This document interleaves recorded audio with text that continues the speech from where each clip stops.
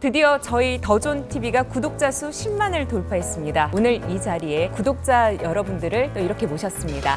이번 10만 구독자 특집 공개 방송을 맞아서요. 사연을 같이 고민해보는 그런 시간을 갖도록 하겠습니다. 이거는 사실상 이분의 문제가 아니고 조직이 치료를 받아야지 이 사람은 치료를 받아야 돼. 오늘 김부장님 대단하세요.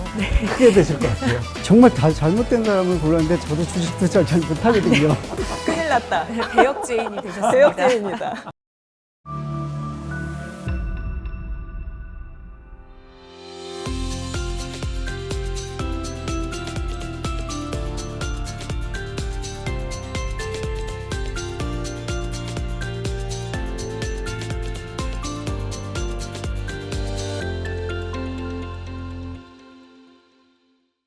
이렇게 세 번째 사연까지 들어봤고요. 이제는 네 번째 사연으로 가는데요. 사회 초년생의 고민이라고 합니다. 근데 요즘 이런 고민들 많아요. 저도 들어봤거든요.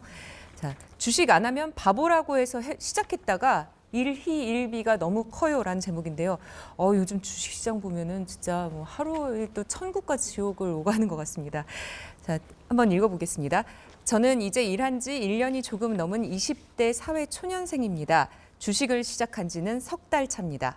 점심시간마다 반도체주 샀어? 우주주 샀어? 온통 주식 이야기뿐이더라고요. 저는 제 성격이 주식을 시작하면 완전히 몰입할 거란 걸 알고 있었어요. 그래서 시작하기 두려웠는데 입사 동기가 수익률을 보여주는 순간 정말 안 하면 손해겠더라고요. 그날로 바로 주식을 시작했습니다. 그런데 올랐다 내렸다 그 롤러코스터에 심장도 같이 떨리더라고요. 이제는 주객이 전도돼서 일보다 주식에 자꾸 눈이 갑니다. 차장님, 부장님은 단타 주식은 잘못된 거라면서 투자는 회사의 가치를 보는 거라는데 저는 도통 그런 건 잘 모르겠더라고요. 유재수 박사님, 이런 저에게 조언을 해주실 수 있나요? 정말 다 잘못된 사람을 골랐는데 저도 주식 투자를 잘 못하거든요. 그래서 뭐 부자가 아니고요. 근데 저는 그렇게 생각합니다. 우리가 살고 있는 이 세상은 자본주의 사회거든요. 자본주의 사회는 정의가 뭐냐? 제가 생각하는 자본주의 사회는 뭐냐면 일해서 돈 버는 것도 있지만 돈이 돈 버는 세상이거든요. 그러면 주식이라고 하는 거는 돈이 돈을 버는 거거든요. 부자가 되기 위해서는 근로소득으로만 해결 안 되거든요. 그러면 아주 어린 시절부터 투자하는 거를 그게 전문 투자가가 됐던 뭔가 공부를 해야 하는 차원에서라도 반드시 주식 투자 같은 거 어떤 투자해보고 수익률 이런 개념에 대해서 공부를 할 필요가 있습니다. 근데 이분의 가장 큰 문제점은 뭐냐면 주객이 전도가 된 거죠. 이제 이게 보면 본인은 지금 이제 근로자로서 회사에서 일을 해야 되는데 점심시간에 뭐 얘기를 나누고 시장에 대해서 그다음에 세상이 돌아가는 거, 주식 투자를 해야 미국 대통령이 이란을 친대 안 친대 이런 게 관심이 있지. 사실 그러면 더 좀 열심히 보게 되잖아요. 그러니까 세상을 살아가는 데 있어서의 하나의 대화와 그다음에 세상을 이해하는 거로는 그냥 공부하는 것보다 주식 투자나 뭐 이런 거 하는 거 좋습니다. 그런데 저 이제 일이 잘 안 된다. 이거는 좀 곤란하니까 뭐 증권사 같은 데 가면 그거 하는 거 있습니다. 자기 투자 성향 있어요. 그래서 뭐 고위험 투자해라, 저위험 투자해라 그런 거 있으니까 그런 게 증권사에 가면 있거든요. 한번 그 테스트 해보십시오. 그래가지고 자기에 맞는 회사를 골라서 한번 나는 이렇게 생각하니까 한번 해봐라. 내가 요즘에 AI를 좋아하는데 AI와 관련돼 가지고 이런 회사가 앞으로 AI로다가 영어 공부하는 게 내가 해보니까 좋아. 이런 회사가 있어갖고 한번 찾아서 투자를 해보는 거죠. 작은 돈을 투자하고 얘가 어떻게 성장해 가는지 보고 1년 정도 뒤에 리포트도 한번 보고 뭐 이렇게 하면서 세상 공부도 하고 그 다음에 삶의 약간의 즐거움도 있고 뭐 그렇게 이제 그 범위 내에서 시작하면서 조금 이제 하다 보면 조금씩 늡니다. 그러면 이제 점점 이 범위를 늘려가는 게 맞는데 지금은 본인이 갖고 있는 감당할 수 있는 그 재산보다 그 위험보다 더 많은 걸 투자했기 때문에 간이 떨리는 거예요. 간이 떨리지 않는 수준에서 공부를 하는 측면과 세상을 이해하고 그 다음에 돈이 돈 버는 그런 세계를 알기 위해서는 주식 투자 나쁘지 않다. 그래서 저는 그렇게 생각합니다. 네, 사연자분께서는 이제 나에게 맞는 적절한 투자를 조금 더 찾아보시는 게 좋을 것 같네요. 그렇죠. 근데 이제 대개 이런 질문하면 왜 하냐고 하지 말라고 그러죠. 그러면 안 되는 겁니다. 네, 알겠습니다. 해야 되는 거예요. 네, 자 그러면은 다음 사연으로 또 가보겠습니다. 이번 사연은요, 중간 관리자가 되고서 위 아래 모두 대하기가 어려워진 분 얘기입니다.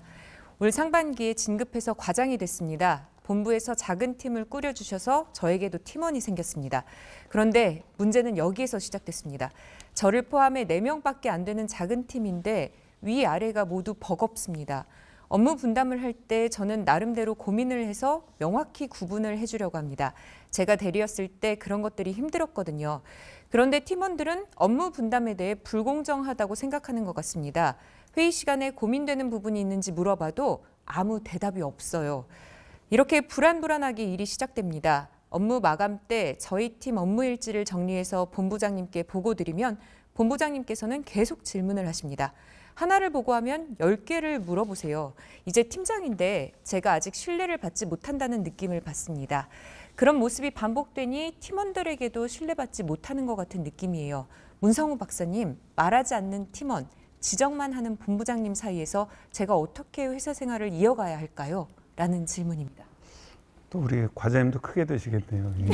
막 팀장 맡으셔서 이런 고민을 하시다니 대단하세요. 사실 근데 막 팀을 맡을 때 이런 네. 고민이 가장 많을 것 같아요. 그렇죠. 특히 이제 자기 팀에 있다가 자기가 팀장 되시면 그때 제일 힘들어 하시더라고요. 엊그제까지 자기랑 같은 팀원이었다가 자기가 팀장 되니까 이제 적응해야 되고 리더십도 발휘해야 되는데 요즘 사실 팀장을 굉장히 안 하시려고 하죠. 네. 그 팀원들끼리 모여서 막 얘기하다가 누가 일 얘기 열심히 하면 너 그러다 팀장 돼. 그리고 걱정해 준대요. 그 정도로 이제 언보싱이 그 유행이라고 합니다. 얘 큰일 나겠네. 팀장 되겠네. 이렇게 걱정해 주는 분위기라고 해서 팀장들을 안 하시려고 하죠. 근데 이제 우리 과장님은 팀장님이 되셨으니까 팀원들을 잘 통솔하고 또 리드해 가셔야 되는데 아까 저는 저 안에서 그 키워드가 있는 것 같아요.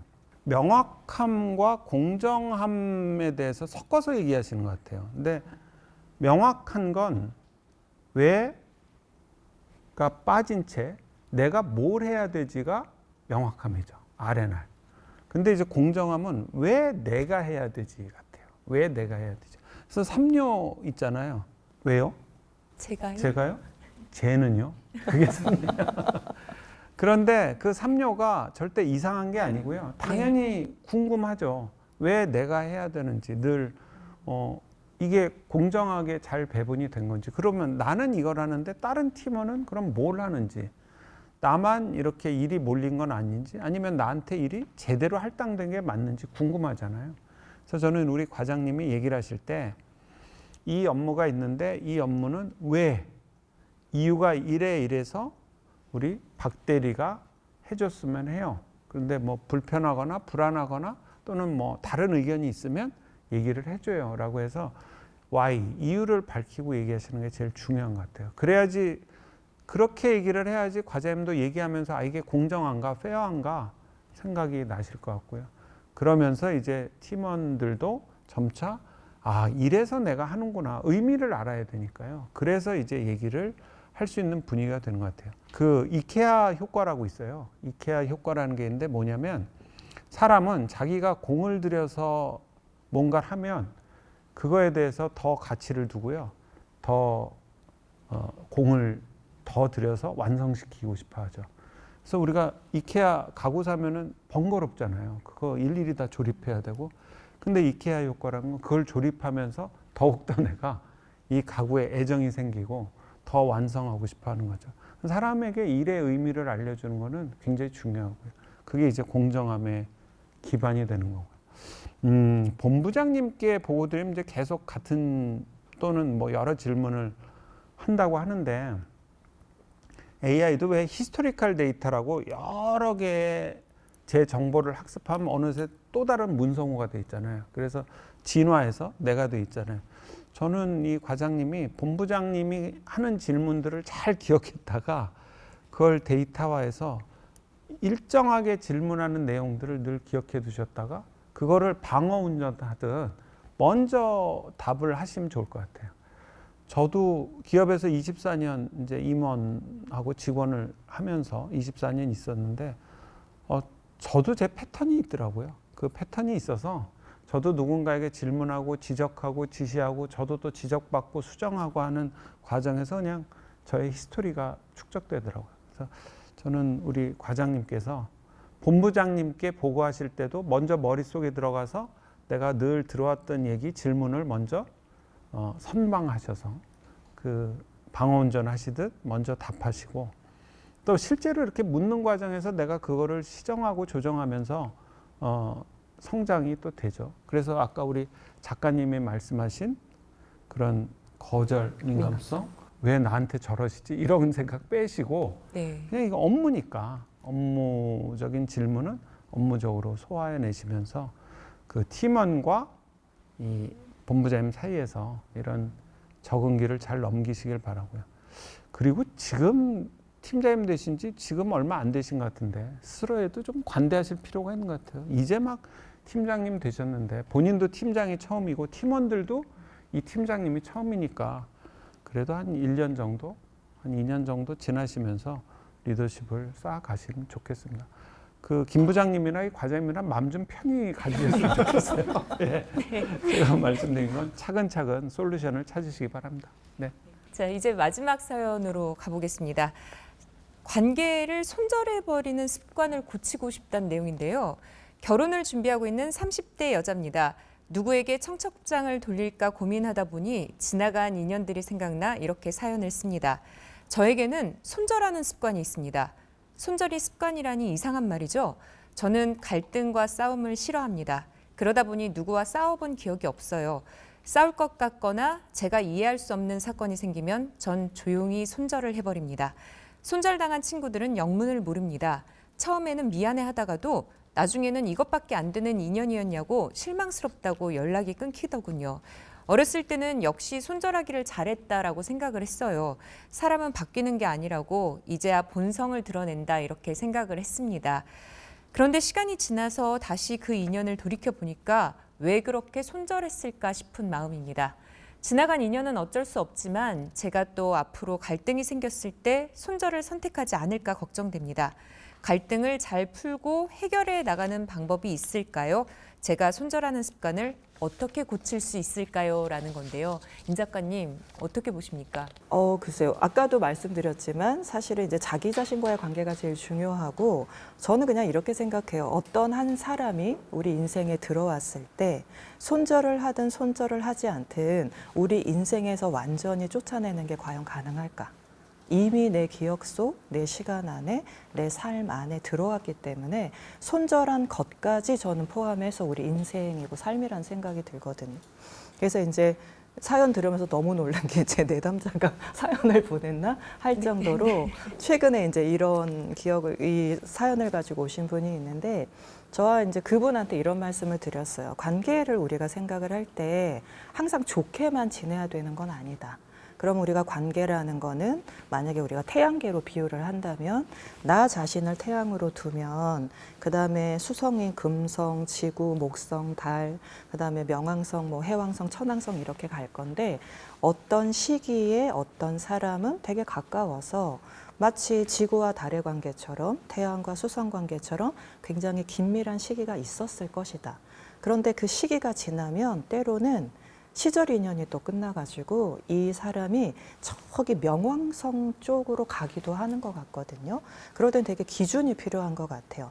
이 사람과 나의 관계가 학대적인가? 아니면 끊임없이 내가 착취당하는 관계인가?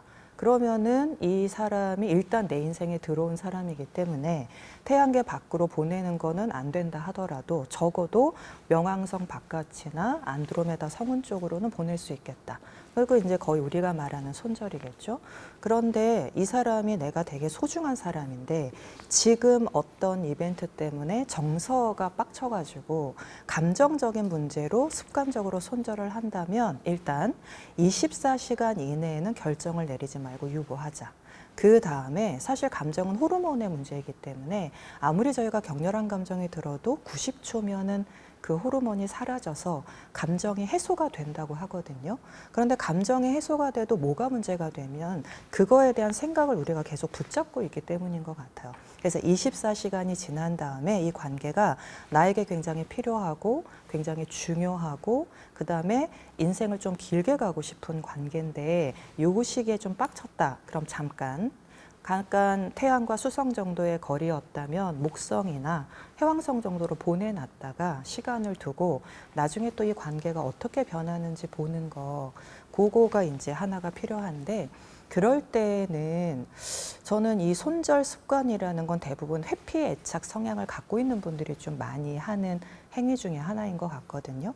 근데 회피 성향을 갖고 있는 분들은 무조건 그 사람이 어렵거나 싫거나 갈등을 회피하는 게 아니라 그 마음 밑바닥에는요, 굉장히 건강한 관계를 원하고 내가 뭔가 바라는 게 있었는데 크게 거절당한 기억이 있어서 어린 시절에 어떤 거든 굉장히 사람한테 상처를 받은 경우가 있어요. 그러니까 사실은 사람이 싫어서가 아니라 내가 받았던 상처를 무의식적으로 반복하고 싶지 않아 하는 심리적 기제가 있기 때문에 일단 내 마음에서 어떤 것들이 회피 성향을 만들어내는 기제가 되었나 그걸 좀 살펴보시면 도움이 될 것 같고 또 하나는 사람하고 건강하게 갈등을 이렇게 딱 마주하는 것이 싸우는 건가? 이렇게 생각하시는 분들이 있어요. 그런데 우리가 갈등을 마주하는 게 관계를 파탄내거나 싸우는 게 아니거든요. 그러니까 내가 좀 서운하거나 좀 이런 말을 하고 싶다고 하여 그 사람과 반드시 싸움이 일어나는 것도 아니고 또 갈등을 좀 만들어내거나 갈등이 되는 말을 해도 관계가 파탄나지 않을 거다라는 관계에 대한 믿음을 좀 가지면 그거는 그것대로 또 해결이 되는 경우가 되게 많더라고요. 근데 사실은 자기의 어떤 거절당할 거에 대한 그런 두려움, 그 다음에 관계에 대한 자신 없음, 이런 것들 때문에 사실은 쉽게 또는 습관적으로 반복할 수 있는 그 성향이 아마 손절이지 않았을까라는 생각이 들어요. 그래서 아마 저도 그렇지만 여러분께서도 그 손절 관련해 가지고 반복하고 있는 패턴이 보인다면 저는 그 패턴을 먼저 알아차리는 게 1번인 것 같거든요. 근데 이분은 벌써 그 손절하는 습관이라는 말씀을 쓴 거 보면 관계에서 갈등이 생겼을 때 내가 어떤 패턴을 보이는지 이미 알고 계신 분 같아요. 굉장히 긍정적인 사인으로 보이고요.